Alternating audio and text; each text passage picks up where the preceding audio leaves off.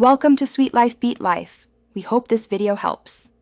You start by powering the watch and enabling Bluetooth on your phone. This sets the connection channel. Once paired, follow the on-screen prompts to select your watch model and language, then make sure to grant location, notification, and contact permissions so health and messaging features work. While pairing completes, confirm software version, update if prompted. This avoids later interruptions. After pairing, sync time and basic watch faces so the device is functional immediately, and we can move into deeper setup. Now you configure the core experience. Customize watch faces and widgets to surface what matters, because quick access saves time. Tap health settings and enable heart rate and sleep sync. Choose sampling cadence like 1 hour or continuous depending on battery trade-offs.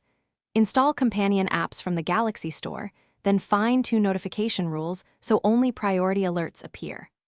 Once done, trigger a manual sync and confirm data appears in the phone app. That verifies settings and keeps the watch and phone aligned.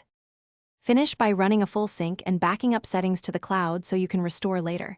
This protects presets and health data. Adjust battery options like power saving or screen timeout to match your usage. These choices affect continuous monitoring and app updates. If something fails, reboot both watch and phone first, then clear the Galaxy Wearable App cache and retry pairing. This resolves most sync errors.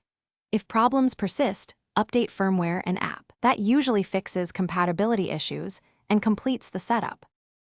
Thanks for watching. Consider subscribing if we helped you.